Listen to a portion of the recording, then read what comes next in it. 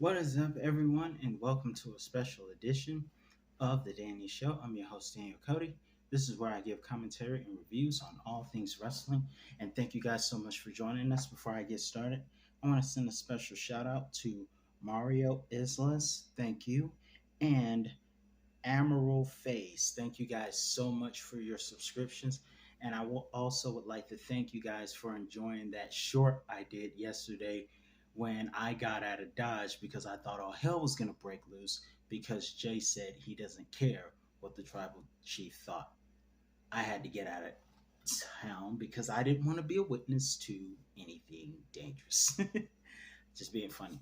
But in any event, let's get started because today is the day of the Rated R Superstar Edge. Now, fun fact, this is part two. Part one was done last year, but this is part two of my top 10 favorite matches of the Rated R Superstar Edge. Let's get started. And in honor of Edge, as you can see, I did something close to Brood vibes. What you think? Let me know in the comments. But let's get started. Let's get started with a countdown. First off, we start at number 10. This is a match between Edge and the late great Test at Survivor Series 2001. Remember, winners take all. Test was the Intercontinental Champion, and Edge was the U.S. Champion back when it was owned by WCW. And it was a unification match. And it was also the year where the Alliance faced off against WWE. Edge, of course, representing Team WWE, then F, and Test representing the Alliance. It was a pretty good match. They both brought out their best stuff. Test stole Edge's move, but that didn't keep Edge down. Edge came back with a spear, but it wasn't the spear that kept him down. It was the move that would become the most devastating move in the 2020s, the roll up.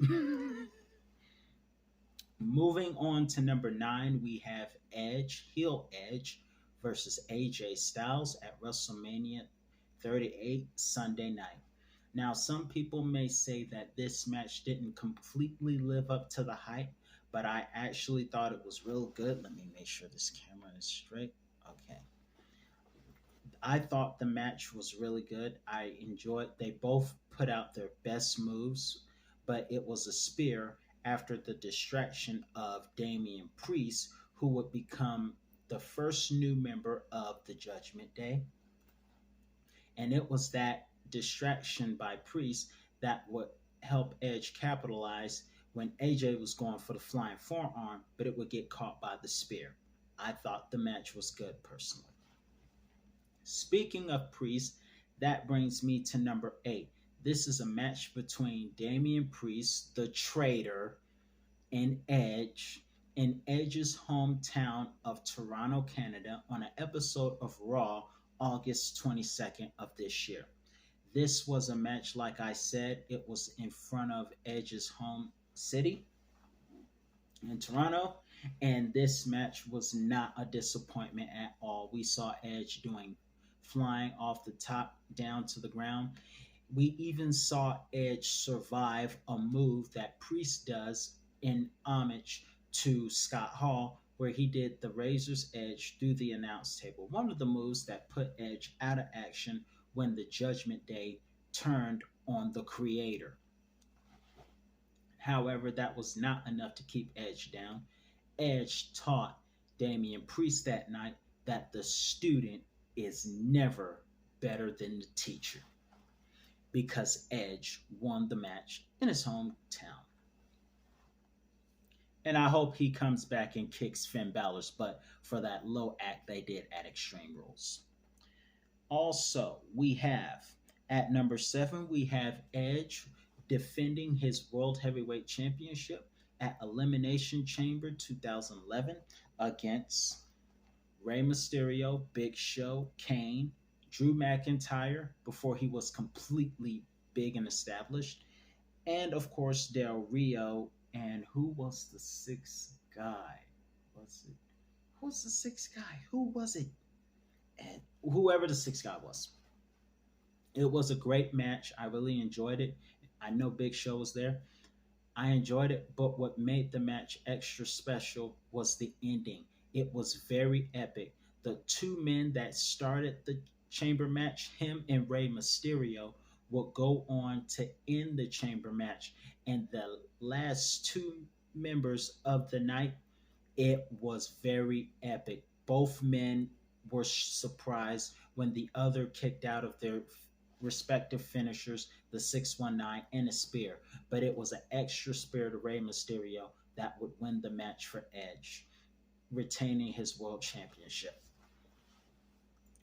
At number 6, we have Edge versus The Miz at day one in my former hometown of Atlanta. Now, we found out in this match, it was a great match, and the build up for the match was also great, including the promo where Edge acknowledged what CM Punk said about MJF being the less famous version of The Miz. Edge acknowledged that, saying that Miz had people talking about him on other shows.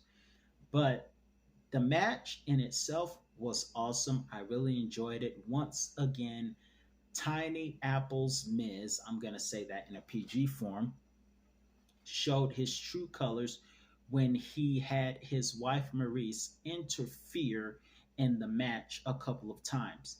But Edge, because it's a new era, and of course, you can't treat, how do I say this? Help me, Lord. This is a new era, and the things that people could do in the Attitude Era, they can't do now. So Edge can't spear Maurice. So if Edge has a problem with a woman, we now thankfully have to depend on Beth Phoenix, who made her return to WWE in that match to go after Maurice for all the attacks that she's done on the husband, because obviously Edge can't strike back. This is a different time. So Beth Phoenix returned, and she looked like she had eyes like a vampire, and she looked like an 80s rock star. It was completely awesome. It was great to see the Grit couple start an alliance, and because of that, it would help Edge defeat Miz at day one. And of course, we got to saw Edge channel his inner brood with a special brood entrance. Fun fact, they will go on to have the Grit couple versus the Miz and Maurice at the Royal Rumble, a match that Edge and Beth Phoenix would win. Now we have at number 5, we have the man who inspired Edge's darkness, The Undertaker. Edge versus The Undertaker at Extreme Rules One Night Stand 2008 for the World Heavyweight Championship in Edge's domain, TLC. Now, it didn't help that Edge had interferences from Matt Cardona, whom we knew at the time as Zack Ryder, and of course, Hawkins. Then a tag team as part of La Familia, which is also led by, at the time, Vicky Guerrero and Chavo Guerrero, and the other tall guy, I forgot his name. But thanks to all of those guys, Edge was able to successfully regain the World Heavyweight Championship after shoving The Undertaker off the ladder and sending him flying onto a stack of tables, just like Bubba Ray was at TLC 2000 SummerSlam. Now, this meant that The Undertaker would be fired, but after an affair with Edge and Alicia Fox, Vicky Guerrero re signed The Undertaker to defeat Edge at Hell in a Cell at the following SummerSlam. And Undertaker still didn't accept Vicky's apology. But the TLC match at One Night Stand was still great. Check it out. Speaking of, we have at SummerSlam, at number 4, we have Edge versus Seth Rollins at SummerSlam 2021 in Las Vegas. This was a match where another dream rivalry took place. We already mentioned AJ Styles versus Edge being a dream rivalry. We now have Seth versus Edge, which is the first dream rivalry that Edge would have in his returning tenure in WWE. This was where Edge would rechannel his nostalgic brood vibes for the very first time, and he will go on to defeat Seth Rollins, not with a spear, not even with the execution or the glamazon bomb, which he did to pay homage to his wife, but it was a special cross-face combined like sleeper hold that would make Seth Rollins tap out. It wouldn't be the end of their rivalry as Seth would defeat Edge at New York City, Madison Square Garden SmackDown. Edge would get revenge at Hell in the Cell, crown jewel of last year. But that match at SummerSlam was also very awesome. I encourage you to check that out if you haven't already. At number three, we have Chris Jericho versus Edge at a steel cage match at Extreme Rules. I had to get those specifics clear because that would be the second time Edge and Chris Jericho would face off in a cage match. The first time was on an episode of SmackDown in which Edge also won, where Rey Mysterio would become the highlight of the night because testing Chris, I think it was Christian that attacked Edge that night. If it wasn't Christian, it was Test.